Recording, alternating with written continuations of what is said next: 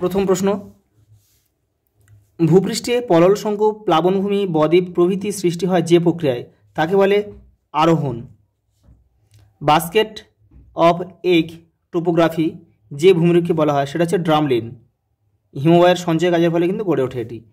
বিষম মণ্ডলের মধ্যে অন্তর্ভুক্ত স্তরটি হল পারমাণবিক অক্সিজেন স্তর। পৃথিবীর বৃহত্তম মগ্নচড়া গ্র্যান্ড ব্যাংক।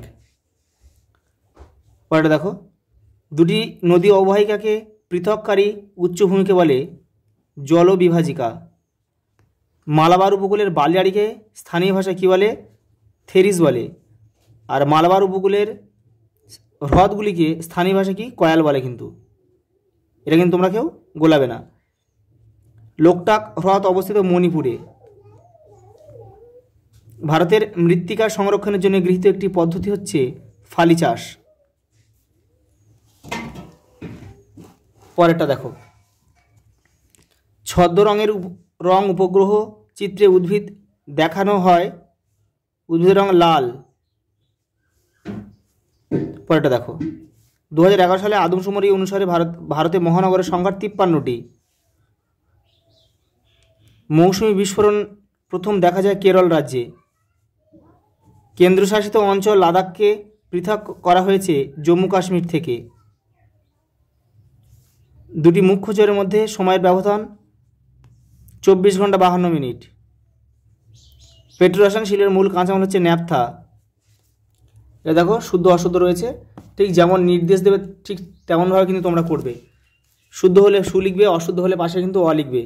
তোমাদের কিন্তু ভুলগুলো কারেকশন করার দরকার নেই, তোমরা শুধু প্র্যাকটিস করছো বলে আমি ভুলগুলো কারেকশন করে দেবো। দেখো, ব্যারোমিটারের প্রধান স্কেলের সঙ্গে ভার্নিয়ার স্কেল থাকে, এটা কিন্তু শুদ্ধ। লা নিনার বছরে ভারতে বৃষ্টিপাত খুব কম হয়, এটা কিন্তু অশুদ্ধ। এটা লা নিনা হবে না, এটা অশুদ্ধ হবে, এটা এল নিনো হবে। ভূপৃষ্ঠে প্রতি 1000 মিটার উচ্চতার জন্য 4.6 ডিগ্রি সেন্টিগ্রেড হারে উষ্ণতার হ্রাস পায়, এটা কিন্তু অশুদ্ধ হবে, এটা হবে 6.4, এটা উল্টো হবে। ভারত মহাসাগরে কোনো শৈবাল সাগর সৃষ্টি হয়নি, এটা শুদ্ধ হবে। পরেটা দেখো, 2011 সালে জনগণনা অনুসারে ভারতের জনঘনত্ব প্রতি বর্গ কিলোমিটারে 382 জন, এটা কিন্তু শুদ্ধ। পরেটা দেখো, উত্তরাখণ্ডের এক প্রকার হ্রদকে দুন বলে, এটা কিন্তু অশুদ্ধ, এটা তাল হবে। IRS একটি সূর্যমলয় উপগ্রহ, এটা শুদ্ধ। দেখো শূন্যস্থান, বিভিন্ন ধরনের বহির্জাত শক্তির দ্বারা ভূমিভাগের সমতলীকরণ ঘটলে তাকে পর্যায়ন বলে। দিন ও রাতের তাপমাত্রার পার্থক্য অত্যন্ত বেশি দেখা যায় উষ্ণ মরু জলবায়ুতে। পরেটা দেখো, মহাকর্ষ ও কেন্দ্রাতিক বলের প্রভাবে জোয়ার সৃষ্টি হয়। চাকে সোনালী পানীয় বলা হয়। দেবপ্রয়াগে ভাগীরথী ও অলকানন্দা নদীর মিলনে গঙ্গা সৃষ্টি হয়। ভারতের রাজ্যগুলির মধ্যে সবচেয়ে কম অরণ্য আচ্ছাদিত রাজ্যটি হলো হরিয়ানা। ল্যান্ডফিল থেকে উৎপন্ন একটি গ্যাস হলো মিথেন। দেখো পরেরটা দিয়েছে এক কথায় উত্তর। পৃথিবীর বৃহত্তম মহাদেশীয় হিমবাহর নাম কি? Lambert, Alaska. উপগ্রহ চিত্রে ক্ষুদ্রতম একক কি? পিক্সেল। সম্পৃক্ত বায়ুর আপেক্ষিক আর্দ্রতা কত? 100%। মেরু অঞ্চলে কোন উচ্চতায় হিমরেখা দেখা যায়? সমুদ্র সমতল বা সি লেভেল। পরেটা দেখো, ভারতের কফি গবেষণাগারটি কোথায় অবস্থিত? দেখো কর্ণাটকের চিকমাগালুর। পরেটা দেখো, ভারতের দীর্ঘতম জাতীয় সড়ক কোনটি? NH-44, শ্রীনগর থেকে কন্যাকুমারী পর্যন্ত। সুন্দরবনে কোন দ্বীপ বিশ্ব উষ্ণায়নের প্রভাবে সম্পূর্ণভাবে নিমজ্জিত হয়ে গেছে? নিউমুর দ্বীপ।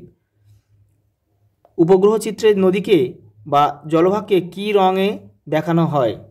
গাঢ় নীল। দেখো একটা ছক দিয়েছে, দেখো ঝুম চাষ মৃত্তিকা ক্ষয়ের জন্য দায়ী কিন্তু। তাহলে এখানে 2.4.1 লিখবো আমরা। কেউ তীর চিহ্ন দিয়ে কিন্তু মেলাবে না। বারমাস হচ্ছে ডিজেল রেল ইঞ্জিন তৈরি হয়। পরেটা দেখো, পিরামিড চূড়া ম্যাটার হর্ন, তাহলে 2.4.3 আর এই ভেমনাথ হচ্ছে এক ধরনের কয়াল, 2.4.4। এরপর আমরা ম্যাপ পয়েন্টিংটা করব। দেখো এই দেখো 6 দাগে তোমাদের ম্যাপ পয়েন্টিং দিয়েছে। ম্যাপ পয়েন্টিং কিন্তু তোমাদের প্রশ্ন আকারেও আসতে পারে, যে প্রশ্ন করে দেবে সেটা তার উত্তরটা কিন্তু ম্যাপ পয়েন্টিং করতে হবে।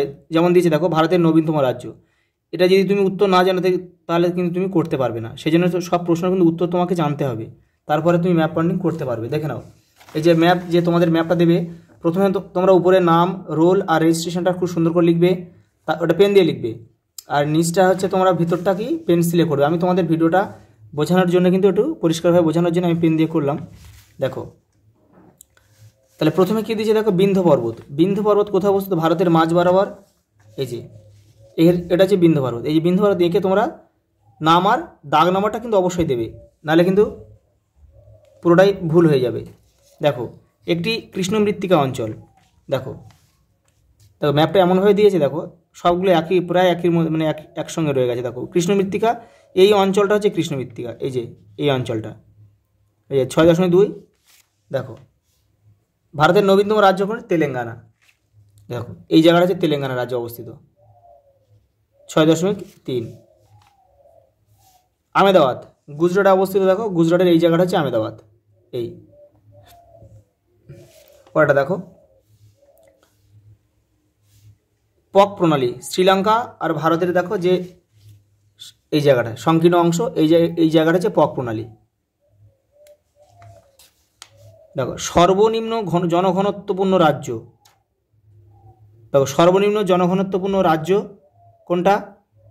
দেখো অরুণাচল প্রদেশ। তাহলে আমরা এখানে নামগুলো লিখে দিলে তোমাদের সুবিধা হয়।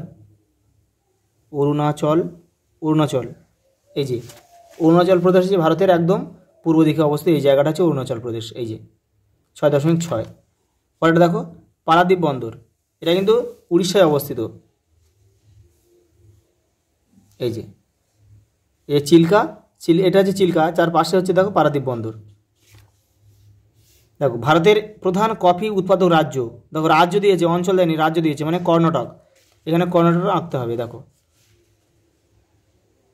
দেখো ম্যাপ আঁকতে যখন রাজ্য আঁকতে দেবে তখন কিন্তু বিষয়টা একটু কঠিন হয়ে যায়।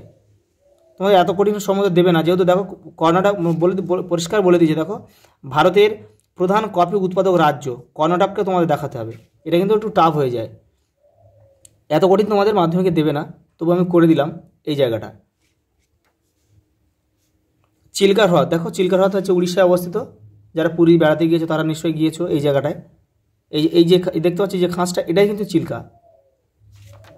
এটা ভারতের কিন্তু বৃহত্তম উপহ্রদ। ওটা কঙ্কন উপকূল। দেখো এই যে আরব সাগরের তীরে, ঠিক এই যে এখান থেকে এইটা হচ্ছে কঙ্কন উপকূল। দেখো 6.10। আজ এই পর্যন্ত, দেখা হবে পরের ভিডিওতে।